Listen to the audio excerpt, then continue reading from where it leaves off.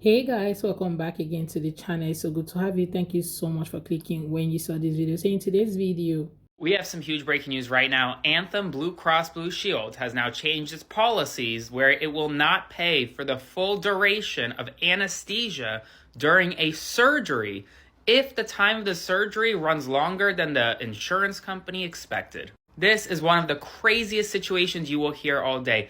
Anthem Blue Cross Blue Shield specifically changed its policy relating to 3 states. The states are Connecticut, New York, and Missouri. And what Anthem is saying is that it will predetermine the time a surgeon should take to complete a surgery.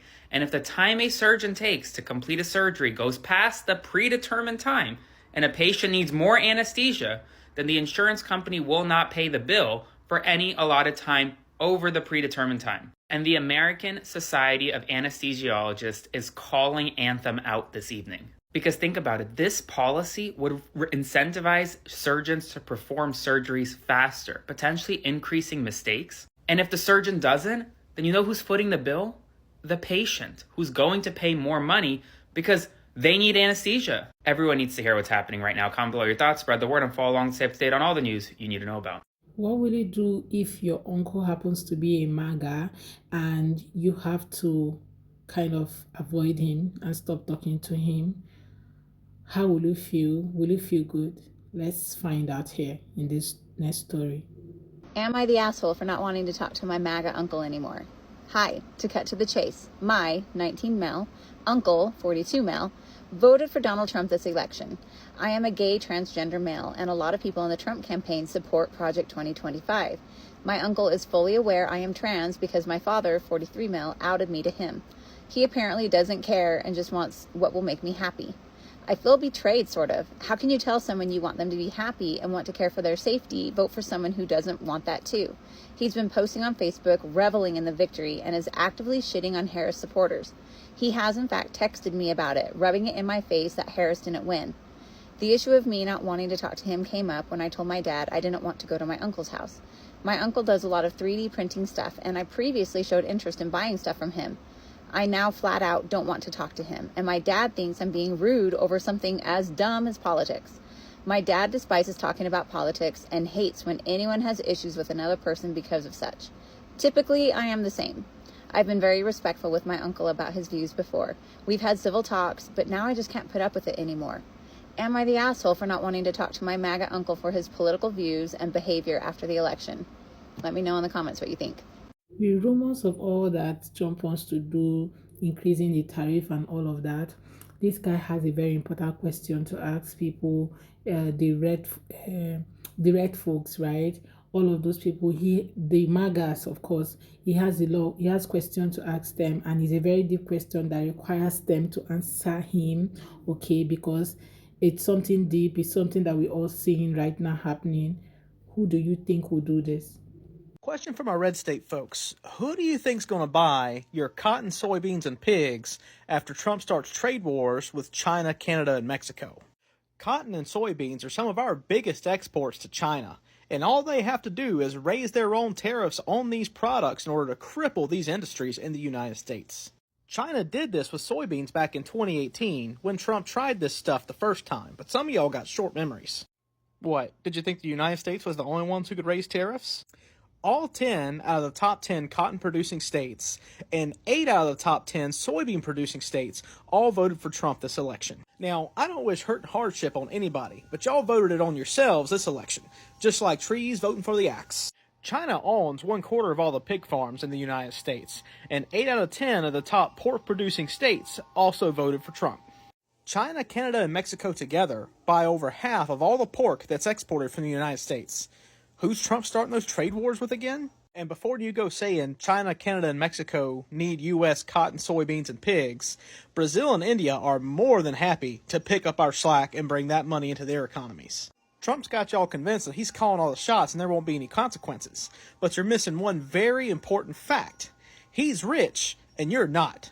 The benefits are all for him. The consequences are all for you. Breaking news on the front page of the Washington Post today. The Trump administration is already planning a betrayal of the working class in America by dismantling the NLRB. The NLRB is the National Labor Relations Board. It was created by FDR in 1935 and has protected American workers for almost 100 years.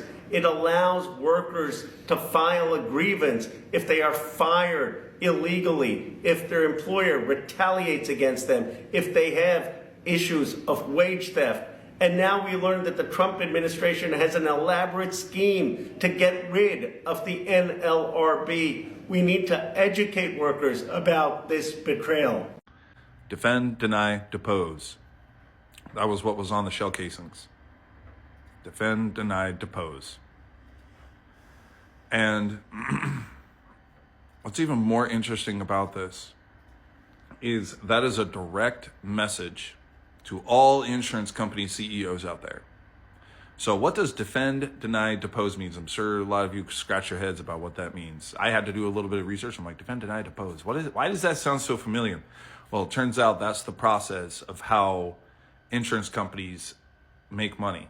It's how they save money. It's how they deny the claims, then they defend the claim, they defend the denial, and then you have to be deposed. And that's where their lawyers get to go on you for your deposition. Is you have to do that as part of the process. But in that process, not only are you losing money, and they know that, but you're still have to pay your premium at the same time. So these insurance companies are the worst. So, and like somebody was saying, it's wild to think that Brian Thompson has killed more people than all serial killers combined in the United States. And yet, because he made money off of that, he was considered a good businessman and an upstanding citizen. That's it. Just because he made money off of it. So, defend, deny, depose. That's going to be a message. Something's starting, and it's already starting. This was basically the next shot heard around the world. Yeah.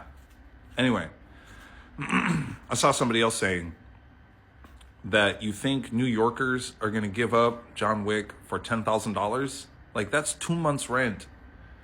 Nobody's going to do it.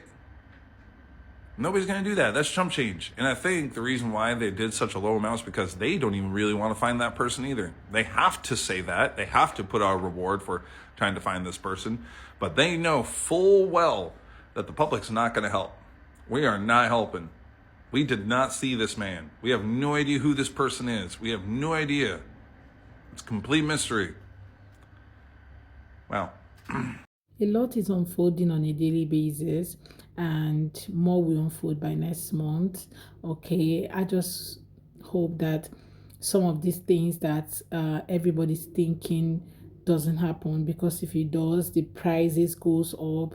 That's going to affect the middle classes, the middle class families who, they take their time, they try as much as possible to provide for their families, even when it's not convenient.